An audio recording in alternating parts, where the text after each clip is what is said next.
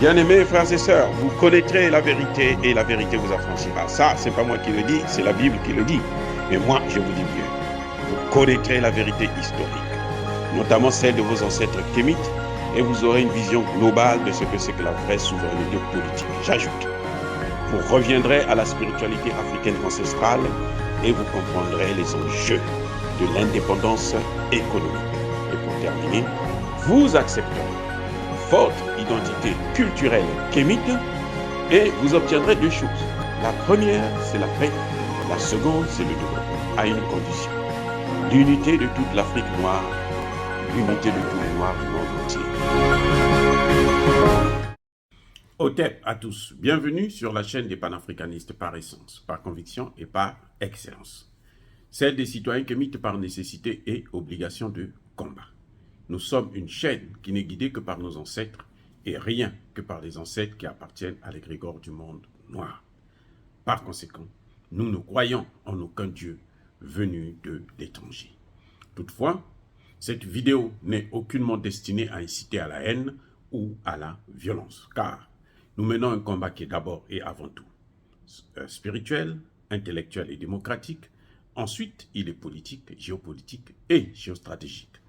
Contre l'impérialisme, le colonialisme, le néocolonialisme et l'endocolonat, qui sont tous qualifiés de crimes contre l'humanité. Nous menons ce combat sur la base du principe fondamental que nous avons hérité de nos ancêtres kémites, qui est celui de la Mahat, c'est-à-dire solidarité, vérité et justice. Vous êtes donc en droit de connaître la vérité et nous avons l'obligation de vous dire la vérité, rien que la vérité, afin que justice soit rendue au continent africain. Et ça, c'est notre modeste contribution dans cette noble lutte en faveur de la souveraineté, la dignité, la solidarité et l'unité africaine. Ça, c'est exactement ce que nous appelons le panafricanisme. Bien-aimés frères et sœurs, pas plus tard que hier, j'ai acclamé le premier ministre burkinabé, Kyelem de Tambela plutôt. Mais aujourd'hui, je me rends compte que monsieur est en train de jouer avec le feu. Vous savez, dans le partenariat entre États, c'est comme dans un couple, avec la femme ou avec votre mari. Dès lors que vous prenez des engagements, vous devrez apprendre à être fidèle. C'est un conseil seulement. Parce que vous vous engagez, je vais épouser telle femme, vous faites les fiançailles, et maintenant vous partez vers le mariage, vous rencontrez un autre, vous lui dites, non, venez,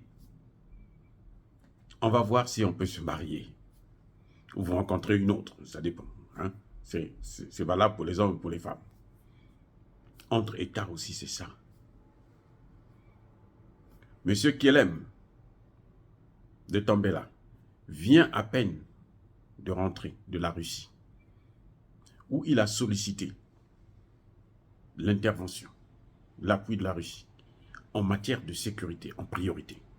Ensuite, en matière de transport, en matière de pharmacie, en matière de laboratoire, en matière de culture, en matière de l'information, mais alors, donc de transport et autres.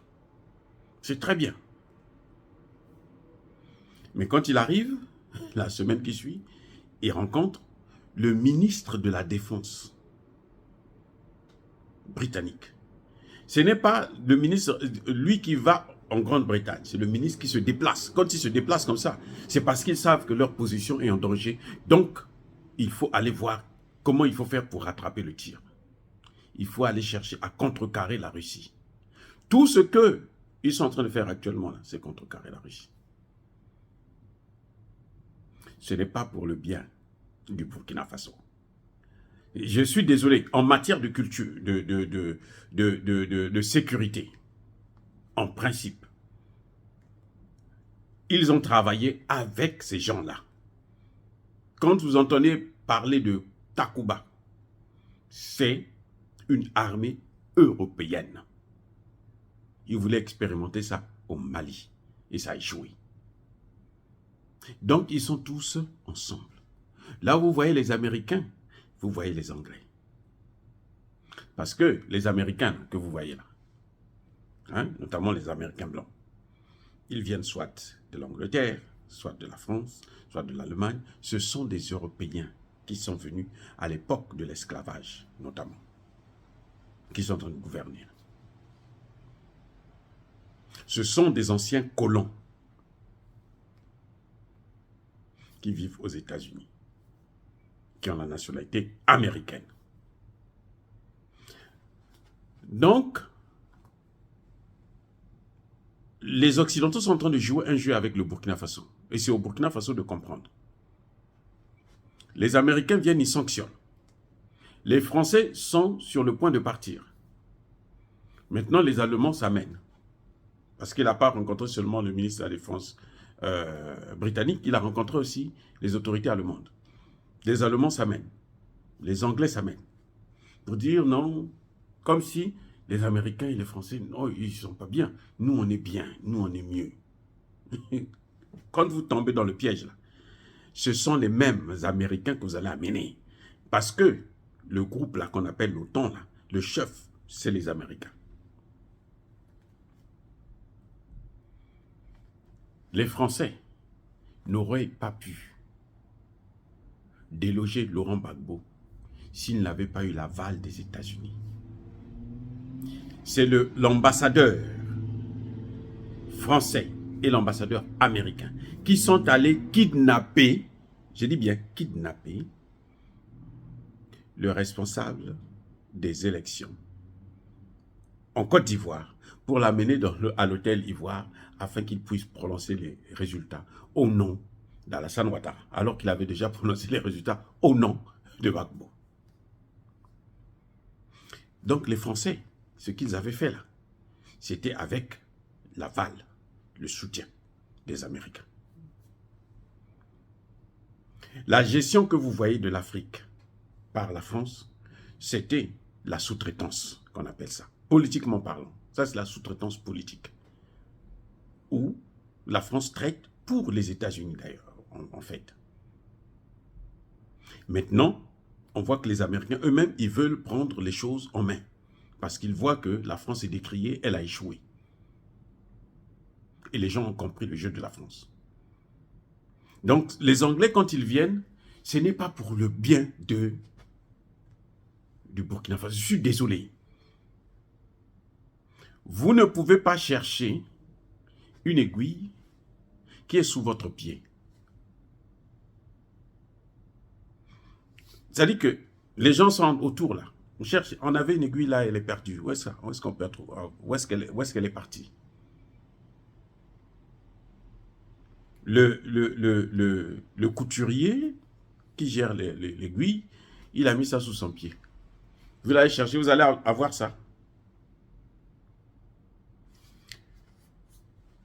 Laurent Fabius appelle, à l'époque, ministre des Affaires étrangères. Il appelle Sergueï Lavrov pour lui demander l'autorisation, pour lui tirer les oreilles, en lui disant que nous allons intervenir dans le Sahel. Vous ne devez pas intervenir. Vous ne devez pas voter contre au Conseil de sécurité. Laissez-nous partir au Sahel. Écoutez, hein, ça c'est Laurent Fabius qui parle, le ministre des Affaires étrangères. Il parle à son homologue, ministre des Affaires étrangères russe. Et le ministre des Affaires étrangères russe, Sergueï Lavrov, qu'est-ce qu'il va dire? Il dit à Laurent Fabius, non, il n'y a pas de problème. Nous n'allons pas intervenir. Allez-y, faites ce que vous avez à faire. Mais sachez que vous allez intervenir là. Les gens que vous allez combattre dans le Sahel, ce sont les gens que vous avez armés en Libye. Ça, c'est la réponse de Lavrov, ceux que vous allez combattre dans le Sahel, au Mali, au Burkina Faso et autres, c'est les gens que vous avez armés en Libye.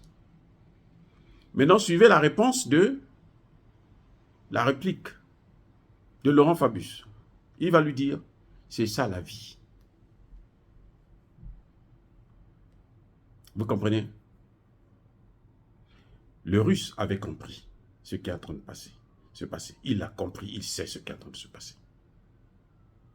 Et donc, monsieur le Premier ministre, quand vous vous êtes engagé dans le problème en sécurité, là, ce n'est pas parce que vous aimez la Russie, non. Parce que vous avez vu l'expérience avec le Mali et le Centrafrique. Et surtout parce que vous savez que les autres qui sont là, ils ont échoué. Sabre est là depuis 2014. C'est Sabre qui contrôle le ciel du Burkina Faso jusqu'à maintenant, au moment où nous parlons. C'est Sabre qui contrôle. Donc, ils ont des drones, ils ont des satellites, ils ont tout pour savoir où sont localisés les terroristes. Mais comme ce sont eux qui les envoient, ce sont eux qui les arment, ce sont eux qui les utilisent. C'est pour qu'eux, ils puissent pérenniser leur présence militaire dans le pays. Ils ne vous donnent pas les informations, il faut qu'occuper le terrain. Surtout qu'ils ont perdu le Mali, là. Ils ne veulent pas du tout rater le Burkina Faso. Donc la France va faire tout. Et les Européens, leur avantage, contrairement à nous les Africains, les Européens, leur avantage, c'est qu'ils sont tous ensemble pour faire la même chose. Eh oui, les Occidentaux, ils sont tous ensemble. Ils s'entendent très bien. Écoutez, les Français se retirent et ils poussent les Anglais. Ils poussent les Allemands. Si les Allemands arrivent à prendre la place, les Français vont revenir. De toutes les façons, c'est leur langue qui est parlée. Les Américains vont revenir. Parfois, les Américains vont maintenant même mettre les autres à côté. Mettez-vous à côté, nous, on va gérer. Regardez au Niger, quand on parle des forces étrangères au Niger, des forces d'occupation, ce n'est pas la France, c'est d'abord les États-Unis. Mais on ne parle pas des États-Unis, on parle plutôt de la France. La France, parce que la France a une mauvaise réputation. Elle a trop abusé de nous. C'est pour ça que c'est de la France qu'on parle. Elle nous a tellement fait mal. C'est pour ça qu'on veut se débarrasser d'elle. Mais les autres sont pareils. C'est la France qui met des missions des Nations Unies partout. Vous allez voir, bientôt, ils vont mettre une mission aussi au Burkina Faso. Si ça continue comme ça. Voilà, c'est ça le problème. Donc, monsieur le Premier ministre, vous êtes parti en Russie. Maintenant, allez-y rapidement pour finaliser. Ne partez pas en Russie pour aller demander. Le Mali n'est pas allé commander, non. Le Mali est allé acheter. Je répète, le Mali n'est pas allé commander. Tendre la main, mendiant, donnez-moi, s'il vous plaît, gratuitement. Non. Le Mali est venu acheter. La richesse qu'il y a au Mali, là, il y en a aussi au Burkina Faso. Je répète, la richesse qu'il y a au Mali, il y en a aussi au Burkina Faso. Il y a des matières premières au Mali, il y a aussi des matières premières au Burkina Faso. Prenez les matières premières, donnez aux gens qui vont vous donner des armes et vous allez combattre les ennemis. Point. Moi, je n'ai aucun problème que vous puissiez donner des gisements pourvu que vous n'abusez pas, c'est-à-dire que vous donnez l'équivalent de ce que vous recevez en armement. Où est le problème? Parce que la France ne peut pas vous donner vos devises pour aller acheter des armes. Ce n'est pas possible. Ne vous leurrez pas. Donc, monsieur le Premier ministre, demandez aux Français, aux Anglais, aux Allemands, de développer les autres secteurs. Mais vous ne pouvez pas aussi mélanger et les Russes et les autres pour combattre le terrorisme ensemble. Non, ils ne s'entendent pas.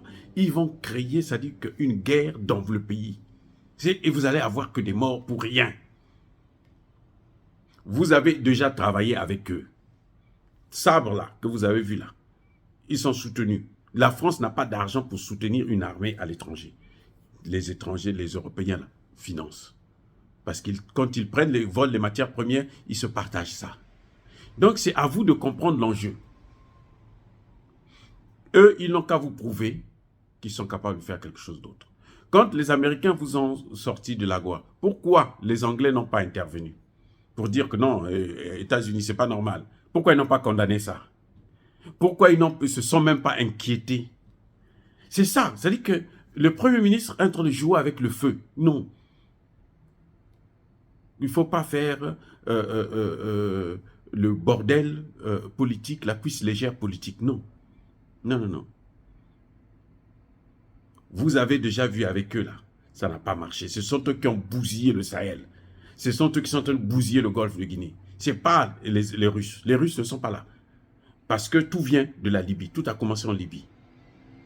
Et vous, en tant qu'avocat, en tant que juriste, vous devrez connaître cette histoire-là avant d'aller négocier avec n'importe qui.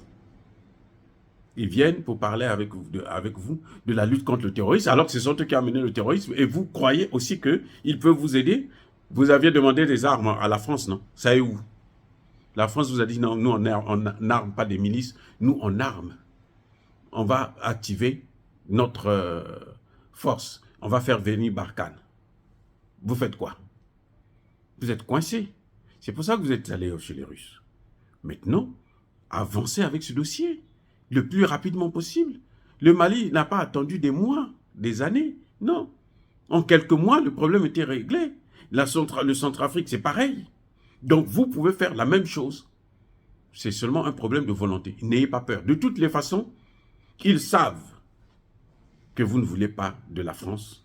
Ils savent que ce sont eux qui sont à l'origine de ce qui est en train de se passer pour qu'ils puissent intervenir. Alors, à vous de savoir jouer. Ne perdez pas votre temps.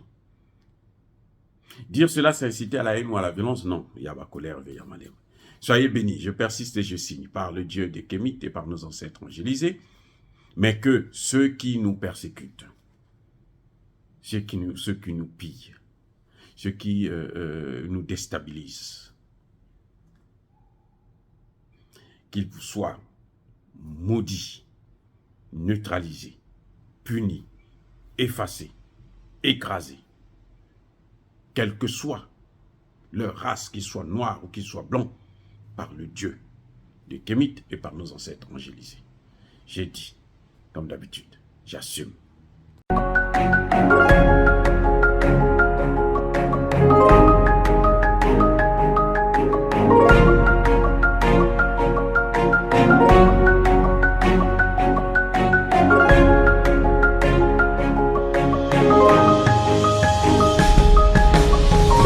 Eux, ils marchent par la foi et non par la vue. Mais moi, je vous conseille vivement de marcher par la connaissance scientifique et historique, notamment celle de nos ancêtres kémites, par les 5 sens et par l'intelligence. À vous, à Pierre.